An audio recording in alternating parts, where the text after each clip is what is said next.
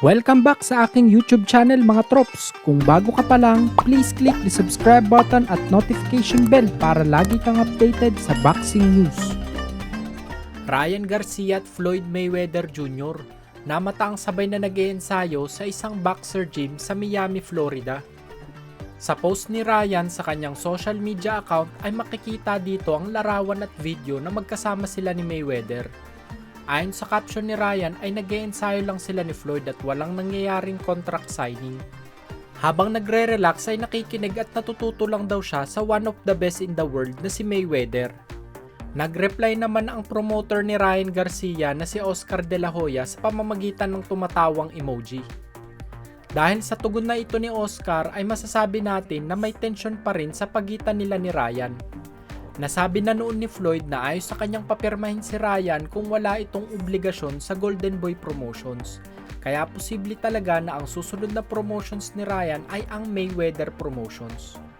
Sa kabilang dako naman po tayo, undisputed welterweight champion Terence Bud Crawford. Pinarangka ang knockout artist na si Gervonta Tank Davis. Sa interview ni Crawford sa Joe Rogan podcast ay sinabi nito na respetado naman niya si Tank. Isang magaling at talentadong fighter daw ito, ngunit hindi pa nakakatapat ng isang top elite fighter na kadibisyon niya. Usually kasi mga trops, ang mga kampyong nakakalaban ni Tank kagaya nila Hector Luis Garcia at Leo Santa Cruz ay mga galing sa mas mabababang dibisyon at umaakyat para kalabanin lang si Tank. Kaya ang gusto sana ni Crawford ay makatapat siya ng mga magagaling sa 135-pound division. Sa tingin ni Crawford ay makakasabay naman si Tank kung gagawin ito, ngunit hindi pa lang talaga natin ito nakikita.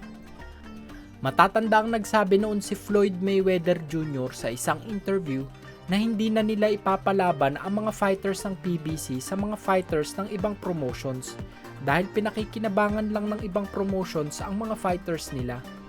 Ngunit ipinabangga na noon si Tank kay Ryan Garcia na galing Golden Boy Promotions nitong taon lang.